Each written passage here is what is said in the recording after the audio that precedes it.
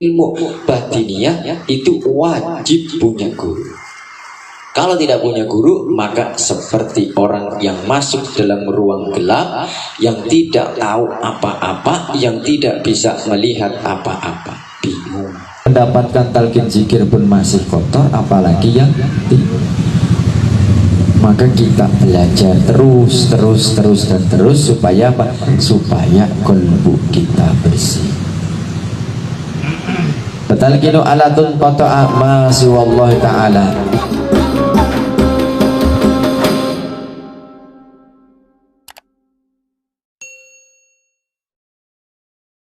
والهادي من الضلالة المشرف مرسلين بأشرف الكتاب إلى عجم والعرب محمد النبي الأمي العربي صلى الله عليه وسلم وعلى آله وصحبه أجمعين. إلهي أنت مقصودي ورضاك مطلوبي أعطني محبتك ومعرفتك. اللهم افتح علينا فتوح العارفين بحكمتك وكرامتك أبدا أبدا برحمتك يا أرحم الراحمين. Yang saya hormati Bapak Ade Ruswandi beserta keluarga, seluruh jamaah Majelis Zikir Pondok Gede, insyaallah dimuliakan oleh Allah Subhanahu wa taala, dan juga para mubalik, para ustaz, khususnya buat sesepuh kita. Alhamdulillah malam hari ini bisa hadir bersama-sama kita. Ada Ustaz Mahbub dan juga ada Ustaz Herlan. Mudah-mudahan kita semua yang hadir malam hari ini diberikan rahmat oleh Allah Subhanahu wa taala, diampuni segala dosa-dosa kita, ditambah barokah daripada Syekh Mursyid kita, Syekh Ahmad Syahibullah Fatajul Arifin. Baik, melanjutkan pembelajaran kita minggu kemarin mengenai tabaruk kitab Sirrul Asrar. Alhamdulillah kita minggu kemarin mengawali kajian tentang bab 5, yaitu mengenai talqin dan taubat dan talqin. Untuk minggu ini kita lanjutkan. Bismillahirrahmanirrahim. Sunnilah hadrati Syekh Abdul Qadir Jalani Qaddasallahu Al-Fatihah. Bismillahirrahmanirrahim. Alhamdulillahi Rabbil Alamin Ar-Rahmanirrahim Maliki Yawmiddin. Iyyaka na'budu wa iyyaka nasta'in ihdinas siratal mustaqim siratal ladzina an'amta 'alaihim ghairil maghdubi 'alaihim waladdallin. Bismillahirrahmanirrahim. Sedikit mengulang yang minggu kemarin. Walidzalika badar kamilan at-tauhidi fil Qur'anil Azim fi mawdi'ain. Jadi bibit-bibit tauhid yang ada di dalam Al-Qur'an itu dibagi menjadi 2. Ahaduhuma muqaranin bil qawli dzahiri kama qala Allah Ta'ala idza qila lahum la ilaha illallah wa hadza bihaqqil awam. Jadi yang pertama kalimat tauhid, kalimat la ilaha illallah, itu adalah kalimat yang berkenaan dengan zahiriyah atau jismaniyah, yang mana di dalam Al-Quran disebutkan idza qila lahum la ilaha illallah. Ini adalah ucapan secara zahir, secara lisan, dan ini diperuntukkan bagi orang-orang awam. Jadi orang-orang awam itu ketika mengucapkan kalimat tauhid, yaitu mengucapkan kalimat la ilaha illallah, itu hanya zahirnya saja, hanya luarnya saja, hanya jasmaninya saja. Itu orang-orang awam. Adapun ketika orang-orang awam mengucapkan kalimah la ilaha illallah, itu pun sudah mendapatkan pahala, sudah mendapatkan kebaikan, sudah diampuni dosanya oleh Allah Subhanahu wa ta'ala, dan insya Allah ada bahan untuk masuk ke dalam surganya Allah. Artinya barang siapa yang mengucapkan kalimah la ilaha illallah secara lisan saja, secara zahir saja, itu akan dimasukkan ke dalam surga oleh Allah Subhanahu wa ta'ala, dengan catatan ya, dosa-dosanya itu sudah bersih. Maka sebelum masuk ke surga dibersihkan dulu dosa-dosanya, dicuci dulu, dibakar dulu, mampir dulu. Maka orang-orang yang mengucapkan kalimah la ilaha illallah secara zahir itu adalah calon ahli surga, tapi harus melalui proses dibersihkan, dibakar dosa-dosanya, dimasukkan dulu ke dalam neraka. Begitu dimasukkan nanti diangkat, oh masih kotor, celupin lagi, dibersihkan lagi, diangkat lagi, oh masih ada ketinggalan, celupin lagi. Semakin banyak dosa, semakin susah dibersihkan, maka semakin lama pula di neraka. Mudah-mudahan kita termasuk golongan orang-orang yang tidak seperti itu. Dan mudah-mudahan Allah. Kedua, makrunun bil ilmil haqiqi. Kama qala Allah Ta'ala fa'lam annahu la ilaha illallah wastaghfir li dzambika walil mu'minina wal mu'minat. Wa hadha talqinu bi sababi nuzuli hadhihi al-ayah li ajli talqini lil khawas. Kama qala Allah Ta'ala fi bustan syariah. Dan yang kedua yaitu berkenaan dengan ilmu hakikat. Artinya yang pertama tadi orang awam mengucapkan kalimat tauhid dengan lisannya, dengan zahirnya. Ini yang khusus orang-orang yang terpilih, orang-orang yang digerakkan oleh Allah, diangkat derajatnya oleh Allah. Jadi tidak semua orang bisa mengucapkan kalimat la ilaha illallah secara khusus. Maka yang sudah mendapatkan talqin zikir, yang sudah mengamalkan thariqah qadiriyah naqsabandiyah, itu patut bersyukur. Karena apa? Satu langkah, yang lain masih orang umum, ini sudah VIP. Nah, apalagi kalau mengamalkan, benar-benar membersihkan, maka menjadi VVIP. Mudah-mudahan termasuk di dalamnya. Amin ya Allah ya Rabbal Alamin. Jadi di dalam Al-Quran disebutkan fa'lam annahu la ilaha illallah. Fa'lam, ketahuilah, kuasailah. Jadi yang dimaksud fa'lam itu adalah fi'il amar yang memerintahkan kepada kita untuk menggali ilmu yang ada pada la ilaha illallah. Dan ilmu pada la ilaha illallah itu sangat-sangat luas, dibagi menjadi 8. Nah, mungkin nanti kalau kita belajar Miftahus Sudur, nah kita bagian itu bahas. Yang sekarang kita tahu dulu lah, itu ada ilmunya, ada 8 macam ilmu la ilaha illallah masing-masing seperti apa. Kita bahas pada pembahasan Miftahus Sudur nanti.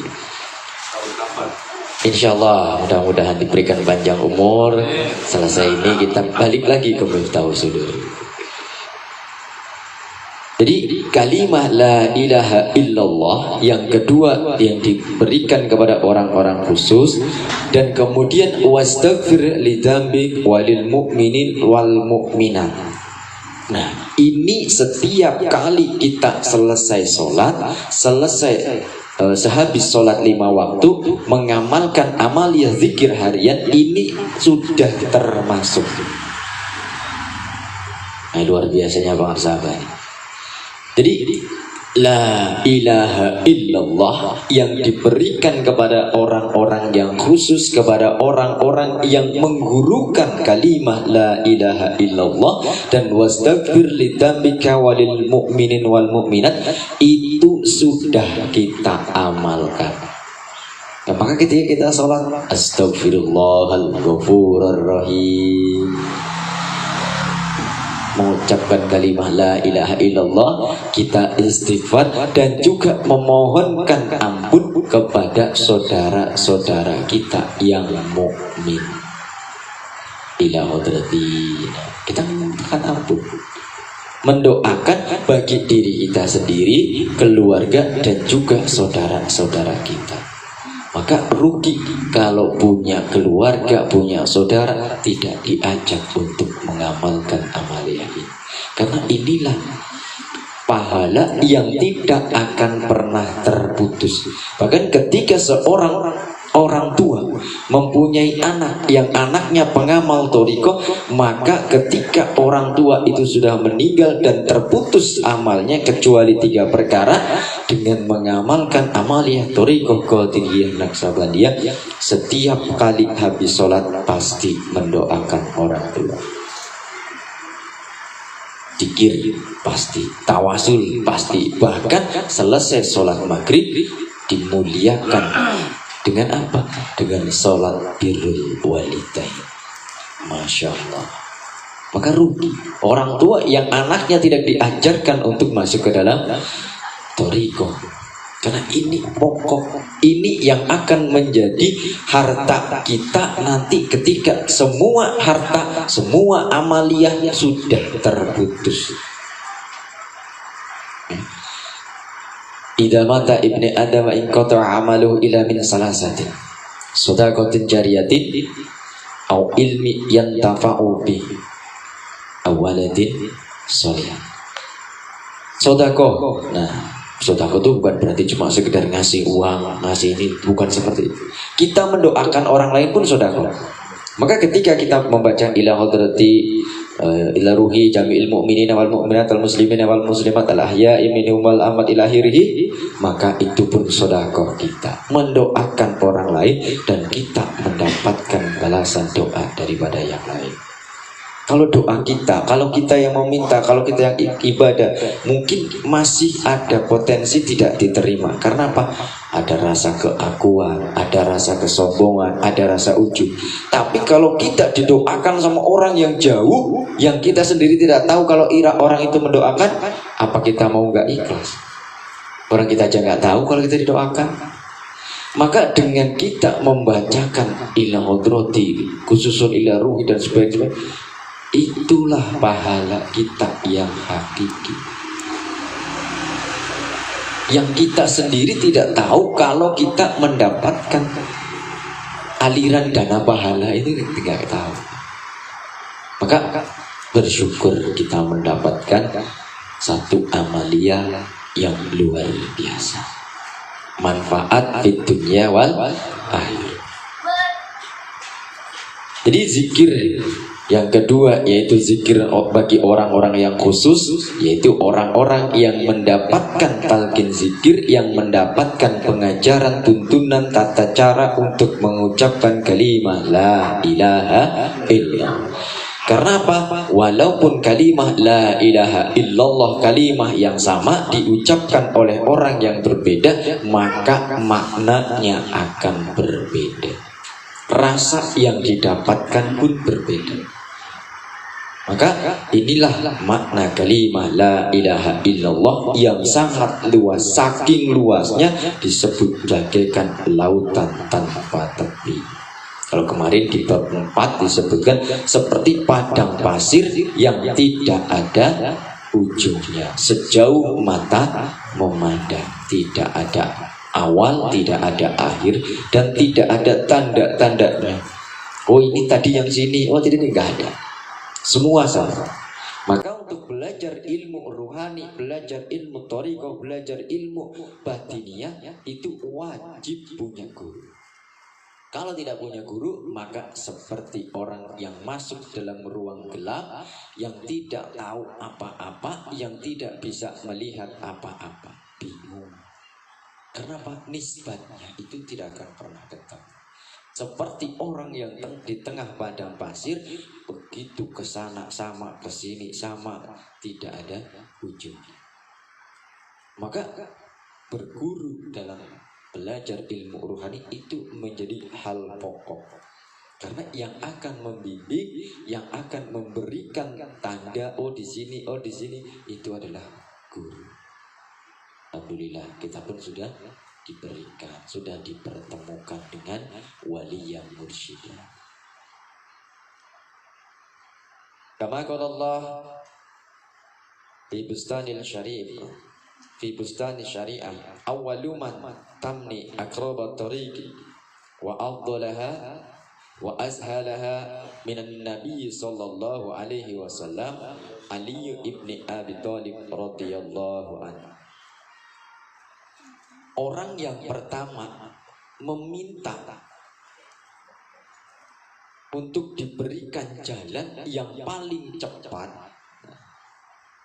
yang paling utama, yang paling gampang pula. Nah ini manusiawi banget ini. Biasanya kita gitu, maunya yang cepat, mudah, tapi hasilnya banyak.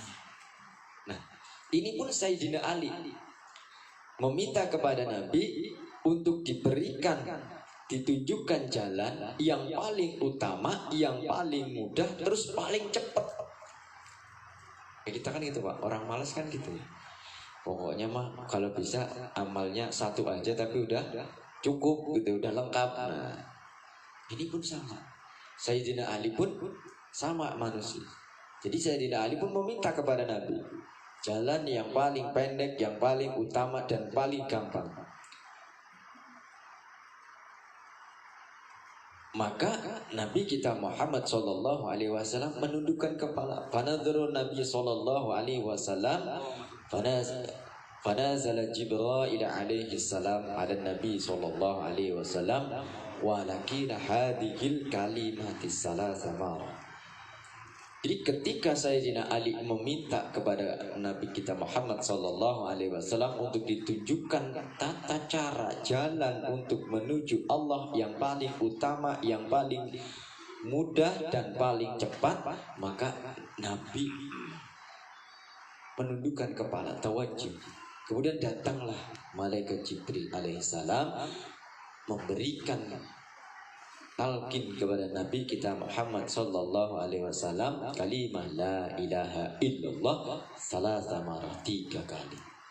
Maka mursyid yang pertama yaitu malaikat Jibril, kemudian Nabi kita Muhammad sallallahu alaihi wasallam, kemudian turun lagi kepada Sayyidina Ali. Ini silsilah yang nanti ujung-ujungnya akan bertemu kepada Syekh Abdul Qadir Jailani yang disebut dengan Thariqah Qadiriyah. Tuma qala Nabi sallallahu alaihi wasallam kama qala Jibril semalakin Rasulullah sallallahu alaihi wasallam aliyan radhiyallahu anhu. Suma jaa ila ashabihi falakinuhum jami'an. Kemudian Nabi datang kepada para sahabat-sahabat dan mentalkinkan kalimat la ilaha illallah kepada para sahabat dengan berjamaah. Kalau tadi Sayyidina Ali talkin secara sendiri khusus mufradan, kemudian datang kepada sahabat dan sahabat pun ditalkinkan kalimat la ilaha illallah secara berjamaah. Faqala Rasulullah sallallahu alaihi wasallam, apa kata Rasul? Raja'na minal jihadil asghar ila jihadil akbar. Jadi Nabi berkata setelah para sahabat, setelah Sayyidina Ali dan para sahabat tadi diberikan talqin zikir kalimah la ilaha illallah, kata Nabi, kita baru saja kembali dari peperangan kecil. Padahal waktu itu habis pulang dari perang Badar, perang yang besar. Kata Nabi, ini perang yang kecil, kita baru saja selesai pulang dari perang yang kecil dan kita menuju perang yang lebih besar. Apa perang yang lebih besar? Yaitu memerangi hawa nafsu. Wal muradi min jihadil akbar jihadun nafsi. Dan yang dimaksud dengan jihad yang besar yaitu jihad atau perang melawan hawa nafsu. Maka jihad bukan yang berarti Allahu Akbar terus temannya pada dibunuh-bunuh, itu bukan. Tapi jihad yang sesungguhnya, jihad yang hakiki adalah jihad melawan hawa nafsu kita.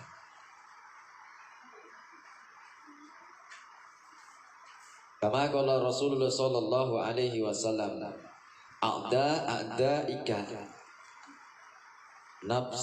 nafsuka alladhi baina jambai. Sekuat-kuatnya musuh yang menjadi musuhmu itu adalah nafsumu sendiri yang ada di antara dua sisi perut, atau baina jambai itu lambung lah, gitu, lambung kita. Fala yahsulu mahabbatullah, dan tidak akan hasil kecintaan atau mencintai Allah dan diberikan kecintaan kepada Allah ila ba'da qahari a'da'i fi wujudika min nafsi amara wal lawama wal mulki. Dan tidak akan pernah hasil atau tidak akan pernah didapatkan kecintaan kepada Allah kecuali setelah mengalahkan musuh-musuh tadi, yaitu wujud daripada nafsu kita sendiri, yaitu nafsu amarah, nafsu lawama, wa nafsul mulhimah. Jadi nafsu itu dibagi menjadi 3. Nafsu amarah, lawama, dan mulhimah. Nanti pembahasannya insyaallah kita bahas. Fadhaharu minal ahlakid damimah al-bahimiyah, dan membersihkan akhlak yang tercela yang bersifat bahimiyah. Bahimiyah itu binatang ternak. Jadi ini nafsu kita, ini kotoran-kotoran yang ada di dalam ruhani kita, ini yang harus kita hilangkan. Dan inilah jihad yang besar. Paling sulit mengalahkan diri kita sendiri. Paling susah untuk mengendalikan nafsu kita sendiri. Maka kita harus tahu dulu. Jadi nafsu itu memang tidak bisa kita hilangkan, tidak bisa kita bunuh, tidak bisa sama sekali kita buang. Karena memang diri kita itu ya sesungguhnya nafsu itu sendiri. Tapi kita harus bisa mengendalikan, memanfaatkan nafsu-nafsu itu untuk hal-hal yang baik, menjadi ibadah kepada Allah. Nah, nafsu tadi ada dibagi beberapa bagian, yang terakhir nafsu amarah, nafsu lawama, nafsu mulhimah. Kemudian dikelompokkan lagi ada nafsu bahimiyah, nafsu binatang ternak. Apa nafsu binatang ternak dan apa contohnya? Kamahabbati ziyadatil akli, seperti kecintaan tambahnya makan. Nah, ini pentingnya kita mursyid nih. Pentingnya kita punya guru mursyid ini nanti. Wasyarbi wan naum. Kita nih Pak, ketika kita makan, contohnya kalau kita di jalan, kan kadang-kadang kita ada rasa lapar dan ada rasa ini. Kadang-kadang tuh milih-milih. Ada satu warung atau warteg atau restoran gitu lah. Oh, di sini nggak enak, pindah lagi ke depan yang enak. Nah, dengan seperti itu makannya kita itu udah nafsu. Jadi nafsu bahimiyah. Karena nafsu bahimiyah adalah nafsu binatang ternak. Jadi kalau yang mau ternak kambing kita ini, insya Allah ternak kambing, itu yang perlu kita perhatikan hanya 3 perkara: makan, minum, dan tidurnya saja. Jadi kalau kita hanya berfokus ke makan, minum, dan tidur, berarti sama dengan binatang ternak. Jadi ketika kita bisa mengenali, mengetahui, kemudian kita bisa mengendalikan nafsu ini, maka kita terbebas daripada nafsu bahimiyah tadi. Nah, kita kalau di jalan ya, lapar, ingin makan, pilih-pilih, oh yang ini, di sini makanannya nggak enak, gini, pindah lagi yang depan, di sini ini, pindah lagi. Nah, ini ketika kita benar-benar makan, maka makanan yang kita makan itu menjadi mudarat kepada kita. Kenapa? Ini menjadi nafsu. Nah, terus bagaimana? Berarti kalau di jalan nggak boleh makan saja. Berarti kalau di jalan harus makan di warteg, boleh di restoran. Nah, terus bagaimana supaya tidak menjadi nafsu? Nah, pentingnya pula guru mursyid. Pangersa apa? Kalau dalam perjalanan itu mampir ke restoran, ke warung, maka mampirnya kita ke warung, ke restoran ketika di jalan, niatkan untuk berkhidmat, niatkan tabaruk kepada Syekh Mursyid. Selamat. Tapi kalau tidak, nah, apalagi begitu nyampe, makanannya enak, nambah 3 piring, 2 piring. Nah, ini sudah bukan makan untuk hidup lagi, tapi hidup untuk makan. Ini sudah menjadi nafsu. Tapi ketika kita mampir ke restoran, walaupun makanannya enak, kita makannya juga enak, tapi niat kita adalah tabaruk kepada Syekh Mursyid. Karena Mursyid mengajarkan kepada kita, kalau bepergian mampir ke rumah makan, apalagi kondangan, semua dicicipin, ini diambil, itu masih gitu, tasnya dipenuhin pula. Jadi pentingnya kita mempunyai seorang guru mursyid, karena dengan kita berkhidmat itu kita bisa menghilangkan, bisa mengalahkan nafsu-nafsu yang ada di dalam diri kita. Itu baru nafsu yang pertama, binatang ternak. Bagaimana kita tahu binatang ternak itu gampang dikendalikan asal dipenuhi yang tadi 3, makan, minum, dan tidurnya. Kalau piara kambing kalau nggak dikasih makan kan terus itu. Tapi begitu dikasih makan, lepeh. Nah, ini penting. Maka kita harus bisa memanfaatkan nafsu-nafsu tadi, mengendalikan nafsu-nafsu tadi untuk beribadah. Nah, kalau kita tadi mengikuti ittiba kepada Syekh Mursyid, maka menjadi khidmat. Maka orang yang berthariqah, orang yang masuk ke dalam ilmu thariqah, pengamalan thariqah, itu sangat-sangat beruntung. Kalau tidak, berarti selamanya ada dalam kedurhakaan. Karena apapun yang kita lakukan itu tidak bernilai ibadah. Nah, itu baru yang pertama. Walughawi sab'iyah.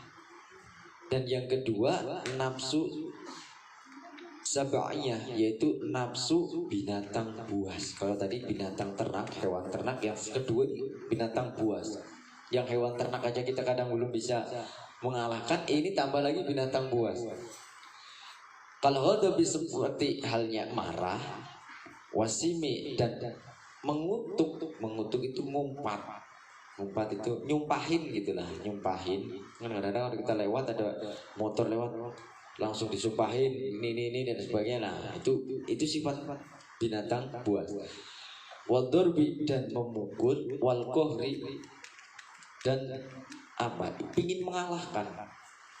Jadi kalau kita yang biasa suka berantem, suka apa kan itu, udah marah, kemudian mengutuk, kemudian memukul, ada juga sampai pinginnya mengalahkan, nggak mau, pokoknya kalau bukan saya yang menang, nggak mau, masih terus aja.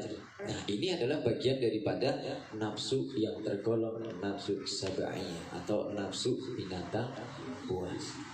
Ini lebih sulit lagi, lebih repot lagi untuk mengalahkannya. Butuh senjata. Kalau kita menghadapi binatang buas, harimau, misalnya, kita butuh strategi, butuh senjata, butuh kecerdasan juga bagaimana cara mengalahkannya. Maka kalau kita tidak punya senjata, walaupun kita cerdas, walaupun kita cerdik, masih akan dikalahkan. Tapi kalau kita punya senjata, strateginya pas, kita bisa mengalahkannya. Maka senjata itu pun sudah diberikan. Amalan, tata caranya sudah diberikan, yaitu dengan kalimat zikir la ilaha illallah. La ilaha illallah khisni faman dakhala khisni kana amin. Jadi barang siapa yang masuk ke dalam benteng Allah, maka dia akan aman. Dan benteng Allah itu adalah kalimat la ilaha illallah.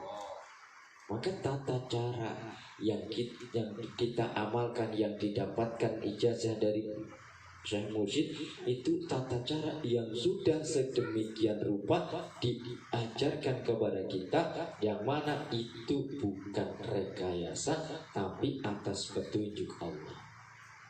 Supaya apa? Menutup jalan masuknya setan-setan, supaya nafsu-nafsu yang ada di dalam diri kita itu tertutup, bisa kita kendalikan. Kemudian yang berikutnya wasyaitoniyah dan nafsu syaitoniyah. Nah ini lebih canggih lagi. Kalau tadi yang nafsu bahimiyah cuma yang penting dikasih makan, minum, tidur, sudah. Nah ini yang nafsu yang berikutnya, nafsu syaitoniyah. Ini nafsu yang lebih canggih lagi, yang lebih sulit lagi untuk kita kendalikan.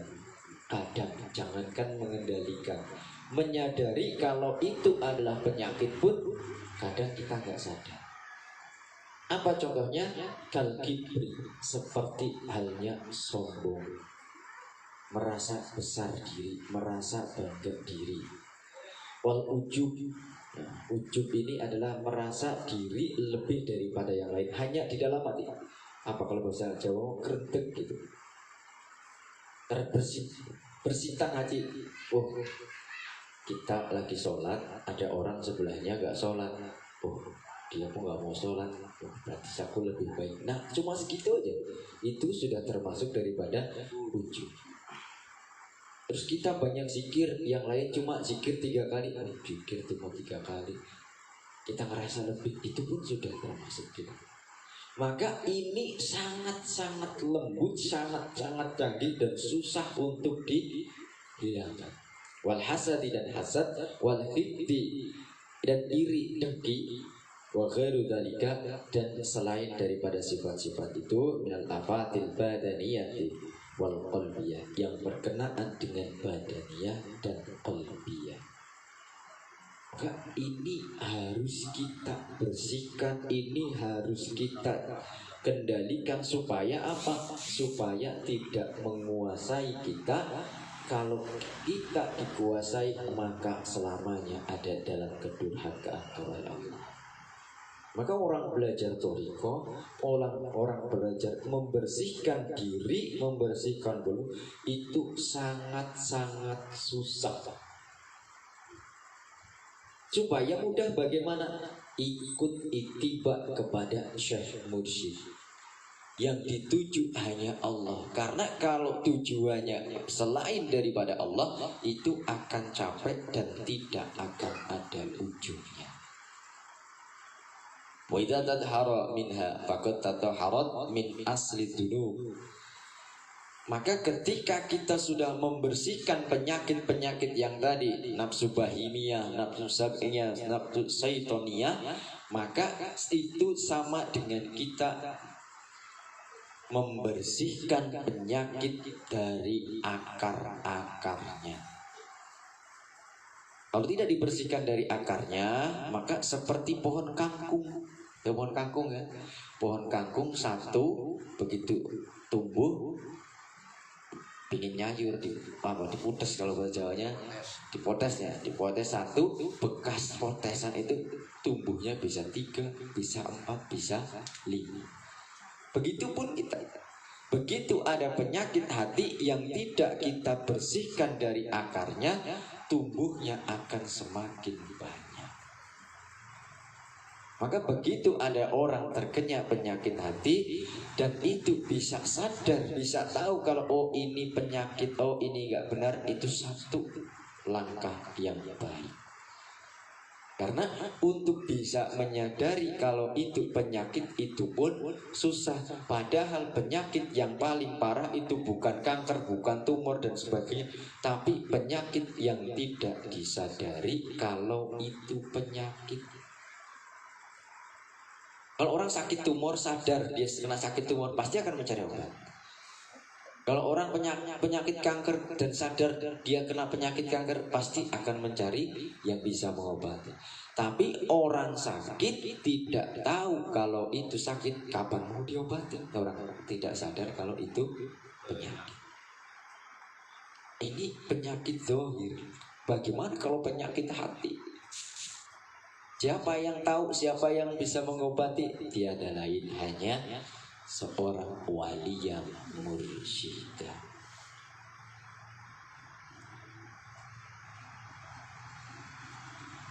Fanta minal mutatahhirin wat tawabin kama qala Allah taala innallaha yuhibbut tawwabin wa yuhibbul mutatahhirin. Nah, ayat ini menjelaskan dua dimensi, yaitu dimensi secara lahiriah dan dimensi secara batiniah. Jadi pengobati penyakit yang pertama itu dengan taubat. Taubat itu berhenti. Jadi yang dimaksud dengan taubat itu kemarin stop, kopinya stop. Kemudian membersihkannya atau mutatahhirinya itu yaitu dengan menambahkan air putihnya kemarin. Kalau ini tidak di stop kopinya, walaupun yang ini terus menerus, maka tidak akan bersih. Apalagi yang ininya terus menerus, yang ininya di stop, tidak akan pernah bersih. Maka hanya ada dua cara, yaitu bersihkan secara zahir, berhenti dari melakukan hal-hal yang tercela, berhenti daripada mengikuti nafsu-nafsu tadi. Kalau bisa ditambah dengan membersihkan dengan tambahnya keberkahan daripada Syekh Mursyid. Yang repot orang ngopi pasti terus dan terus. Sama nafsu itu tidak bisa kita hilangkan. Dosa-dosa itu selamanya, selama kita masih hidup itu terus akan melakukan dosa. Maka kalau kita tidak tersambung, kita tidak mendapatkan bimbingan dari wali yang mursyidah, siapa yang akan membersihkan? Kalau kita tidak tersambung, tidak mendapatkan talqin zikir, maka kalbu kita ghaflah dan selalu ada dalam kedurhakaan. Tapi kalau kita melakukan dosa yang tidak bisa kita hindari, kemudian di sini oleh Syekh Mursyid diberikan bimbingan, dibersihkan, selalu zikir la ilaha illallah, diisi kalbu kita dengan zikir khafi, maka walaupun kita berdosa, walaupun kita melakukan kesalahan, masih ada yang bisa membersihkan. Maka Allah pun tidak menuntut kita untuk tidak melakukan kesalahan. Tapi ketika kita melakukan kesalahan, segera kita bertaubat minta ampun. Kodrat kita manusia pasti salah. Tapi dengan kesalahan itu yang menjadikan kita dekat kepada Allah. Nah, kok bisa? Bisa karena dengan kita melakukan kesalahan, segera kita minta ampun, bertobat kepada Allah. Maka inilah orang-orang yang dicintai oleh Allah, yaitu ketika orang itu melakukan kesalahan, dia segera memohon ampun kepada Allah. Bukan orang yang tidak pernah salah, tapi orang yang ketika salah segera minta ampun kepada Allah. Maka tujuan hidup kita ini harus jelas. Dalam kita bertoriko, dalam kita membersihkan diri kita, itu pun harus benar-benar sesuai tujuannya. Tujuannya hanya satu, wusul ilallah. Yang kita lihat itu hanya Allah. Amalia, zikir, khataman, manakib yang kita lakukan itu hanya untuk membersihkan diri kita supaya kita bisa dekat kepada Allah. Kalau kita mengikuti orang lain, nah ini akan capek. Sebagaimana diceritakan di dalam hadis seorang sahabat Luqmanul Hakim yang berjalan ke pasar bersama anaknya dengan membawa seekor keledai. Begitu ke pasar, berjalan, keledainya dituntun. Dilihat sama orang, orang bego amat ya, punya kendaraan kagak dinaikin. Nah, akhirnya apa? Naiklah anaknya. Begitu lewat, ada lagi anak nggak tahu diuntung, kurang ajar, durhaka sama orang tua. Orang tuanya suruh jalan, dia enak-enakan naik keledai. Akhirnya apa? Turunlah anaknya, ganti bapaknya naik. Begitu lewat lagi ada orang, wah ini bapaknya nggak sayang sama anaknya ini. Aduh tega bener gitu, anaknya suruh jalan, bapaknya naik keledai. Akhirnya naik dua-duanya. Lewat lagi ada orang, wah ini orang kejamnya luar biasa. Keledai segitu gedenya dinaikin 2 orang. Nah, akhirnya turun lagi dua-duanya. Begitu turun, akhirnya keledai itu diangkat, digotong. Ketemu lagi sama orang, wah ini orang gila baru kali ya, punya kendaraan bukannya dinaikin malah digotong. Karena mengikuti ucapan-ucapan manusia, mengikuti pandangan-pandangan orang, maka itu akan membuat kita capek. Tapi ketika kita beribadah hanya karena Allah, ikhlas hanya karena Allah saja, maka tidak akan lagi ada pandangan selain daripada Allah. Dan untuk bisa seperti itu, tiada lain, kita hanya satu kata kuncinya, yaitu khidmat. Khidmat kepada guru, khidmat kepada Syekh Mursyid, itu kunci dari semuanya. Apapun amalia kita, apapun yang kita lakukan, kalau itu bernilai khidmat, itu akan menjadi ibadah. Tapi ketika tidak dibarengi dengan khidmat, maka akan timbul penyakit-penyakit tadi, ujub, riya, takabur, sombong, dan sebagainya. Tapi kalau khidmat, apa yang mau kita sombongkan? Kita hanya mengikuti perintah guru. Kita hanya ittiba kepada guru. Kita hanya bil barakah kepada guru. Tidak ada yang bisa kita banggakan. Tidak ada yang bisa kita andalkan. Yang kita andalkan adalah keberkahan daripada guru.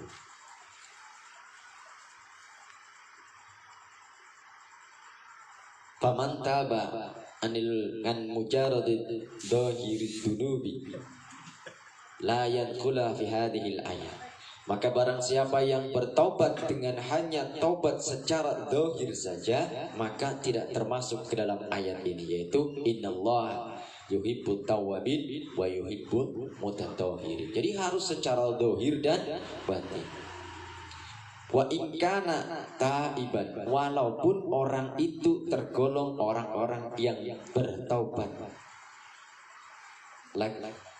Lakinna laisa bitawab, tetapi bukan termasuk orang-orang yang tawab. Artinya di dalam Al-Quran innallaha yuhibbut tawwabin, itu adalah lafaz yang ada ziyadah alif bimakna mubalaghah. Artinya orang-orang yang hanya bertobat secara zahir itu belum cukup, belum sempurna, harus ditaubati secara batiniah juga. Fa innahu lafdhan mubalaghah wal muradu, dan yang diinginkan daripada taubat tadi atau kalimat tawab itu adalah taubatil khawas, taubatnya orang-orang khusus, yaitu orang-orang yang taubat secara zahir dan taubat secara batiniah.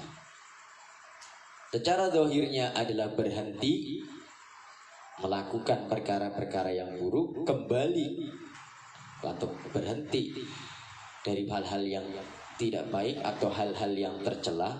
Kalau di dalam kitab Minahusannya itu disebutkan yang dimaksud dengan taubat adalah berhenti dari melakukan perkara-perkara yang dicela secara syariat. Itu taubat. Itu secara dohir. Nah, yang disebut dengan tawab atau orang-orang yang taubat itu adalah orang yang taubat secara zahir dan taubat secara batiniah. Masaluman, perumpamaan orang yang bertaubat anil mujaradid dunubi zahirati, yang bertaubat hanya secara zahir saja, kaman seperti orang yang qata'a hasisu zar'i minar far'ihi la yastaghil bi aqlihi min usulihi fayabitu saniyan la mahalatan bal aksaru mimma yambutu awalan. Nah, ini tadi perumpamaan orang yang bertobat secara zahir saja itu seperti orang yang memotong cabang-cabang pohon dari cabangnya atau dari batangnya, wala yastaghil bi aqlihi min usulihi, dan tidak akan membuat pohon itu menjadi mati dari asalnya, dan akan tumbuh lagi dengan tempat tumbuh yang lebih banyak daripada awalnya. Seperti tadi kangkung tadi. Kangkung kalau kita potek itu tumbuhnya jadi cabangnya bisa 2, bisa 3. Jadi kalau tidak secara benar-benar taubat dohir batin itu akan sia-sia, bahkan lebih lagi.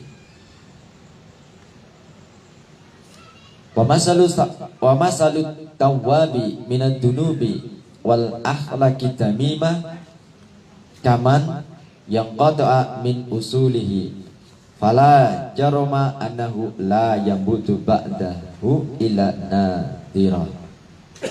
Dan perumpamaan daripada orang-orang yang bertobat dari akhlak-akhlak tercela, dari akhlak-akhlak yang tidak terpuji, itu seperti halnya orang yang memotong cabang dari akar-akarnya dan tidak akan tumbuh kecuali tanaman yang baru atau kecuali dosa yang baru.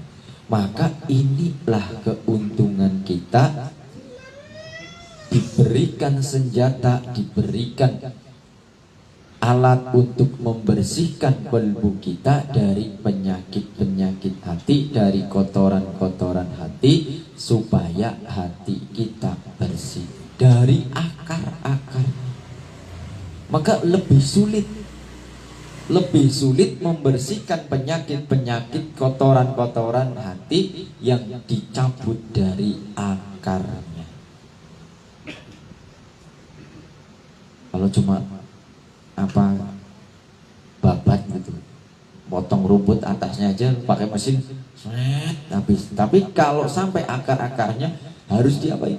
Dicampur, digali. Maka la ilaha illallah, la ilaha illallah, la ilaha illallah itu terus, tidak boleh berarti, karena nyakul terus, membersihkan, mengolah, membersihkan, mengolah terus. Akarnya biar tercabut. Supaya apa? Supaya tidak tumbuh lagi. Dan kalaupun tumbuh itu adalah hal yang baru. Talqin, maka talqin itu adalah alat qata'a yang memutus, menghilangkan, membersihkan masiwallah. Jadi talqin inilah yang menjadi alat untuk membersihkan, untuk menghilangkan perkara-perkara selain daripada Allah, yaitu penyakit-penyakit. Maka orang yang tidak mendapatkan talqin zikir itu selamanya akan kotor hati. Yang sudah mendapatkan talqin zikir pun masih kotor, apalagi yang tidak. Maka kita belajar terus dan terus supaya apa? Supaya kolbu kita bersih. Fatalqinu alatun qata'a ma siwallahi ta'ala min qalbin mutalaqin, dari kolbunya orang-orang yang mendapatkan talqin zikir tadi.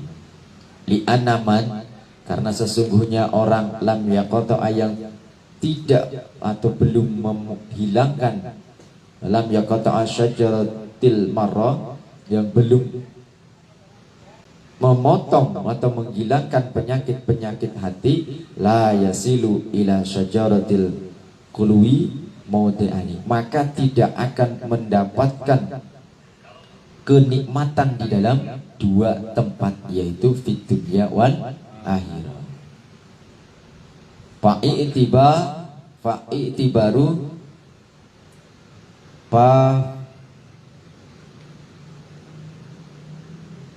fafihim, dan sebagai contoh daripada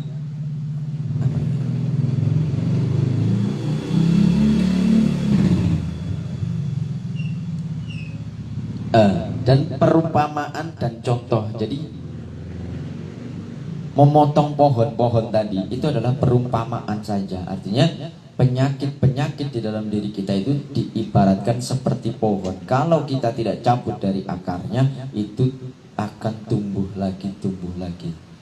Harus dicabut dari akar-akarnya. Kama qala Allah Ta'ala, wa huwal ladzi yaqbalu taubata 'anil ibadihi wa ya'fu 'anis sayyi'ati. Dan Allah yang menerima taubat hamba-hambanya dan memberikan ampunan atas segala keburukan yang dilakukan. Kama qala Allah Ta'ala, man taba wa amana wa amilan amalan sholihan fa ulaika yubaddilullahu sayyi'atihim hasanah. Maka barang siapa yang bertaubat dan beriman dan mengamalkan amal-amal yang soleh, maka yang demikian tadi Allah gantikan keburukannya dengan kebaikan. Artinya bukan keburukannya 10 diganti kebaikan 10, tapi keburukannya ditutup digantikan yang bagus. Mudah-mudahan kita termasuk di dalamnya, dan mudah-mudahan selalu diberikan istiqomah untuk berjuang terus menghilangkan penyakit-penyakit yang ada di dalam kolbu kita. Karena ini tugas kita. Jadi penyakit-penyakit itu akan terus berdatangan, akan terus ada. Maka kita harus tahu strateginya, harus tahu caranya, dan caranya sudah diberikan kepada kita, tinggal kita mengamalkan. Maka di dalam belajar thariqah wajib hukumnya 4 hal yang kemarin itu. Kita lihat tujuannya. Maka tujuan kita berthariqah itu selalu kita ingat, selalu kita perbaharui. Ilahi anta maksudi, terus ingatkan itu. Kemudian yang kedua auratnya, amalkan. Jangan sampai terlewat. Semampu kita, sebisa kita. Sibuk, tidak kebagian waktu, ada waktu yang lain. Niatkan terus untuk mengamalkan. Yang ketiga adalah silsilah. Ini harus kita sambungkan terus rohani kita. Robito, terus ingat guru. Tersambung silsilahnya. Dan salah satu yang memutuskan silsilah adalah kita menambah atau mengurangi amaliyah dari guru. Maka ini harus kita amalkan. Silsilahnya supaya tetap tersambung. Yang keempat adalah mursyidnya. Perhatikan, sambungkan rohani kita kepada syekh mursyid terus robito. Apapun aktivitas kita, apapun yang kita lakukan, niatkan untuk khidmat kepada guru. Karena kalau tidak diniatkan untuk khidmat, pasti ada ditumpangi penyakit-penyakit